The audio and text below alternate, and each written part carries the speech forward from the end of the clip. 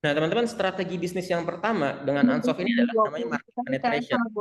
Kalau di sini udah pada nikah semua, teman-teman udah tahu ya maksudnya penetrasi apa. Karena ini bulan puasa, saya nggak bisa ini ya nggak bisa spill. Jadi market penetration itu dengan market, boleh next sambil next mas, nggak apa-apa.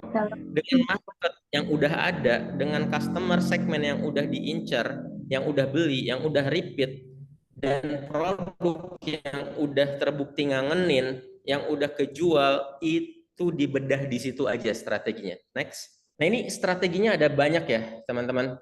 Minimal saya share di sini dua aja tapi nanti turunannya ada banyak.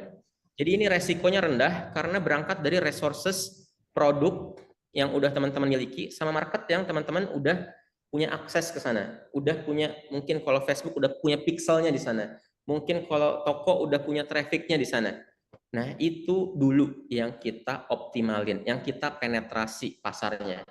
Kapan strategi ini cocok? Ya biasanya semua yang memulai bisnis ini cocoknya pakai strategi ini dulu sebelum strategi yang lain. Nah, kalau saya gambarin ke kue, boleh sambil di next terus Mas sampai slide ini berakhir. Kita market share-nya, stop. Kita market share-nya itu masih kecil. Yang merah itu market share bisnis kita.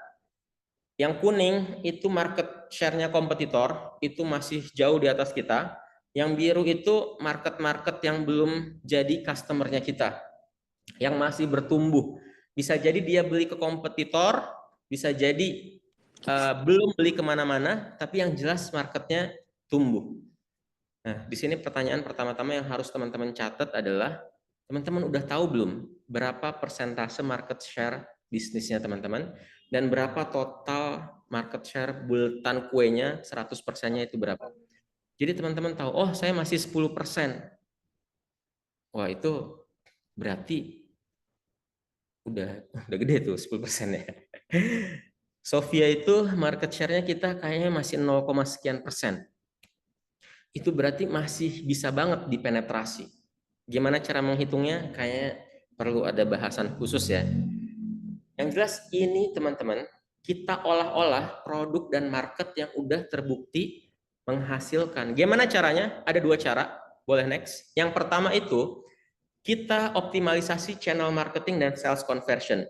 Nah ini materinya saya dapat dari Markless. Ada literaturnya juga di sana. Ini ada banyak sales atau channel-channel marketing dan sales yang bisa digarap nih teman-teman. Ada yang basisnya low touch channel, artinya sentuhan manusianya sedikit gitu, digital, telemarketing dan lain sebagainya. Ada yang direct sales channel yang high touch, kayak Sofia itu butuh sales force, butuh sales eksekutif yang datang untuk ngasih sampel, maka ini high touch channel. Nah, ini yang penting nih. Boleh next? Ini yang penting. Yang perlu teman-teman petain di bisnisnya. Boleh next?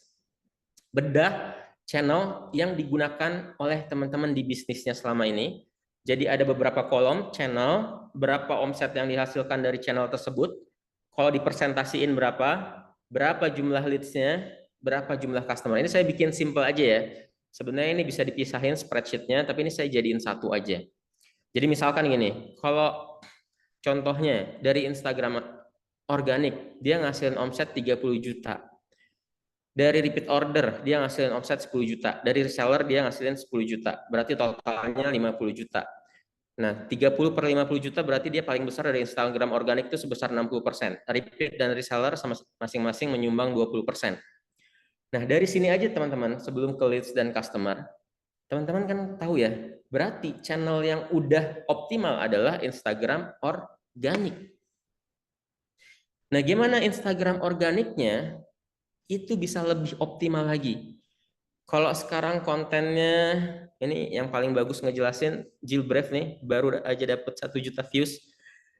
Sering pakai social eksperimen ya, teman-teman. Ada yang tahu Jill Brave? Silahkan lihat tuh kontennya, bisa banget ditiru. Instagram organiknya keren banget. Jadi dia social experiments wanita muda yang nggak pakai jilbab di tempat umum gitu ya, misalkan di Sempur dan lain sebagainya, di lapangan gitu, terus ditawarin untuk pakai jilbab. Oh itu langsung 1 juta views. Nah, gimana Instagram organik ini yang udah menghasilkan 60% omset, bisa nggak dari 30 juta jadi 60 juta? Oke, dibedah analitiknya, dibedah gimana pilar kontennya, dibedah gimana strategi timingnya, gimana, oh ini banyak ya teman-teman, ada Victoria Wong, ada siapa yang nge-share tentang Instagram organik, teman-teman bisa belajar dari sana. Intinya, poin yang ingin saya sampaikan, teman-teman tahu nggak selama ini omsetnya datang dari channel marketing apa? Itu poin yang pengen saya benar-benar poin. Karena kebanyakan UMKM nggak tahu ini datang dari channel marketing apa. Jadi ketika dicoba, oke kita coba Instagram Ads. Karena selama ini nggak pernah diukur, ya nggak tahu tuh Instagram Ads work atau enggak. Maka dari sekarang mulailah dicatat, bikin spreadsheet, setiap leads yang masuk ditanyain, tahu kita dari mana. Kalau repeat order sama reseller mah gampang ya, karena namanya repeat order, chat sebelumnya pasti udah ada. Jadi dari poin pertama, boleh next mas, teman-teman kita analisa mana channel yang udah bagus dan bisa ditingkatkan. Oke, baik dulu. Instagram organik udah bagus, bisa nggak ditingkatkan? Belajar Instagram organik lebih bagus lagi. Terus yang kedua, mana channel yang belum dipakai? Boleh sebelumnya, Mas. Mana channel sebelumnya? Mana channel yang belum? Nah, ini poin yang kedua. Mana channel yang belum digunakan padahal kompetitor banyak make channel itu. Contoh, teman-teman saya Ranum, sekarang banyaknya masih pakai Instagram organik. Ternyata parsel buah juga itu ada yang dijual lewat Shopee, tapi yang instan atau Tokopedia atau instan. Nah, kita belum pakai tuh Shopee atau Tokopedia. Maka salah satu optimalisasi channel marketing adalah dari analisis ini, ya udah bulan depan insya Allah Ranum akan coba optimalin Shopee-nya. Saya lagi ngedampingin klien, dari Shopee-nya dioptimalin aja itu kenaikannya udah lumayan gitu. Apakah live-nya udah digarap, apakah affiliate-nya udah digarap, apakah Shopee Ads-nya sudah digarap. Jadi kita penetrasi aja dulu ke dalam channelnya, mana yang udah bagus ditingkatin, dikasih standar, mana yang belum dioptimalin. Ya, gimana kalau nggak ada resources, ya bisa kerjasama dan lain sebagainya. Ya beliau mungkin di awal-awal, kalau sekarang mungkin udah enggak ya, bisa kerjasama untuk layanan advertiser, dibagi berdasarkan hasilnya. Itu misalkan. Terus yang ketiga, cek sales konversinya dan bagaimana meningkatkannya. Misal dari Instagram organik, ada 300 leads yang masuk sebulan, yang jadi customer 120. Berarti kan ada sekitar 180 yang nggak jadi customer kan? Nah, itu dicek gimana CS-nya balesnya. Apakah udah fast respon? Kalau misalkan lewat WA ya, closingnya. Kalau lewat marketplace ya mungkin bales DM-nya dan bales ininya cepet juga atau enggak. Intinya fast CS-nya, konversi sales-nya tuh bagus atau enggak. Udah fast respon atau belum. Udah make sales script atau belum. Ada nggak sales script-nya? Karena misalkan CS-nya baru aja ganti, emang CS-nya bagus, ternyata sales script-nya dibawa sama otak CS-nya gitu ya, ke bawah. Belum sempat terdokumentasiin. Jadi ngajarin CS yang baru itu dari nol lagi. Nah, itu coba kita pelan-pelan kita benerin market penetration dulu. Gimana sih teknisnya Bang? Itu teori doang. Gimana teknisnya? Oh, teknisnya gimana? Ini ada puluhan cara, teman-teman. Misalkan tingkatin konversi, kasih beberapa pilihan untuk customer. Istilahnya three boxes. Misalkan ini Devi, ada fotografi ya. Ketika ada quotation masuk gitu ya, saya boleh minta penawaran nggak buat foto produk bla bla bla. Jangan tawarin cuma satu pilihan, tawarin beberapa pilihan dalam quotationnya. Gitu. Dan secara psikologi, kalau ada orang dikasih pilihan A, B, C, di mana ya yang bakal dipilih kira-kira? Yang tengah. Betul, yang tengah gitu. Itu bikin quotation kasih 3 pilihan. Tingkat konversi kasih, ada nggak pelatihan salesnya? Ada nggak CS-nya yang dedicated? Ada nggak CS-nya yang udah dikasih eh, mana di sini?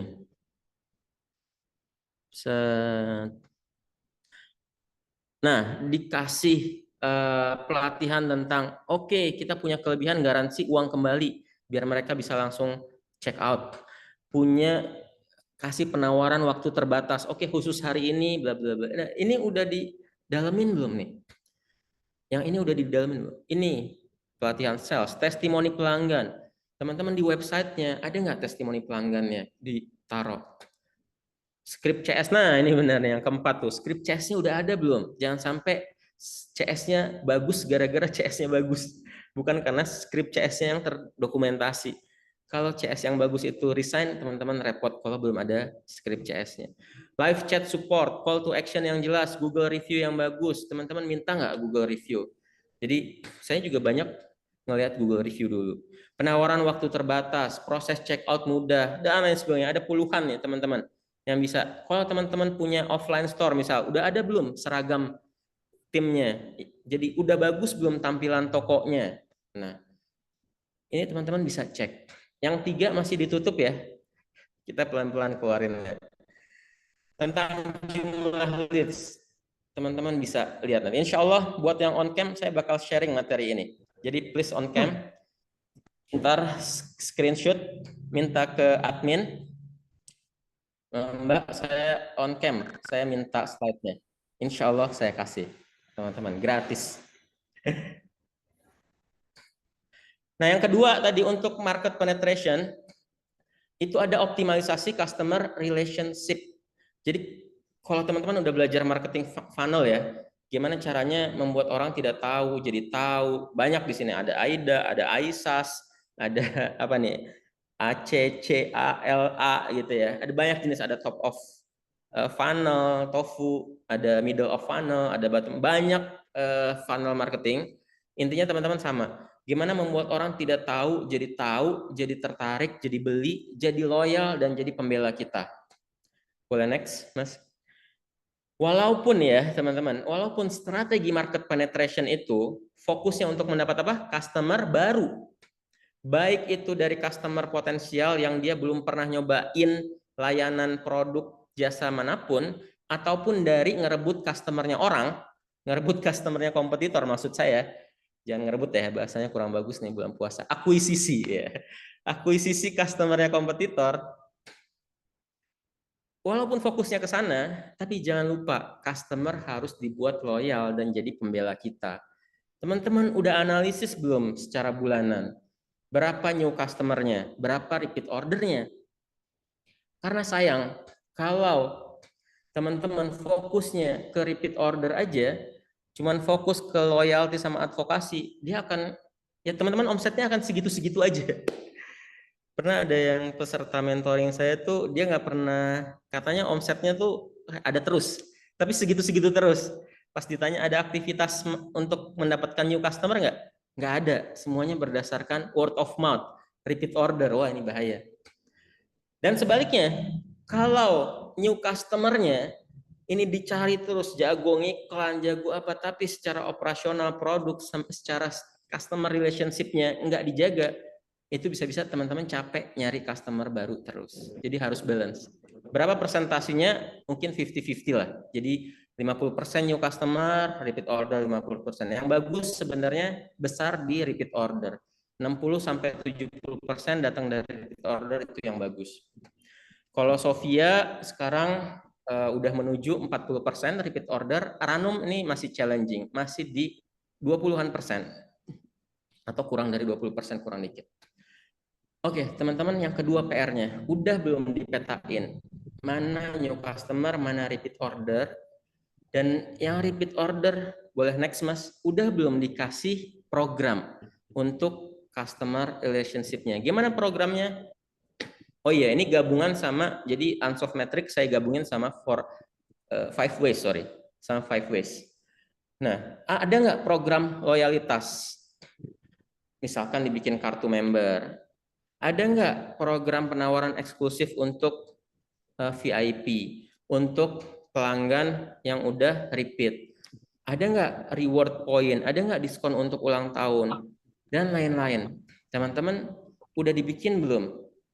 Teman-teman yang udah repeat itu mereka mungkin ada kartunya atau ada grup khususnya. atau ada pelayanan WA yang terpersonalisasi untuk menyapa, untuk ngasih ucapan ulang tahun dan lain sebagainya. Ini contoh. Ini kalau diimplementasiin aja nih udah ada 30 strategi nih teman-teman untuk market penetration. Jadi kita udah selesai unsolved matrix yang keberapa? Yang pertama, penetrasi pasar atau market penetration. Kalau itu udah semua dilakuin, gimana ningkatin market yang udah ada, yang mereka masih beli ke kompetitor gitu ya, yang mereka belum tahu teman-teman, yang udah nyobain produk teman-teman. Kalau itu udah dilakukan optimal, baru deh bergerak ke strategi yang kedua, yaitu market development atau pengembangan pasar. Kapan strategi ini dilakukan? Boleh next, Mas. Yang pertama, kalau teman-teman udah ngelakuin strategi yang pertama, market penetrasi udah optimal, dan ketika melakukan market penetrasi, harusnya kalau itu udah dilakukan secara benar, market share-nya teman-teman pelan-pelan nambah. Jadi customer-nya nambah, yang baru itu pasti nambah kalau market penetrasinya dilakukan. Nah, ketika teman-teman pasarnya mentok gitu ya, misal karena misalkan contoh di sini ada 2 transisi studio ya, Ihsan ya. Market, Bang, kan gue studio nih, cuman bisa melayanin Bogor doang. Marketnya yang family atau yang wisuda cuman segitu-gitu aja, Bang. Gue udah datengin IPB, UI, terus UI, IPB, Pakuan, apalagi. Ada banyak lah kampus di Bogor. Tapi marketnya cuma segitu. Nah, Ihsan bisa melakukan market development. Gimana caranya? Saya lagi-lagi share 2 aja strategi market development.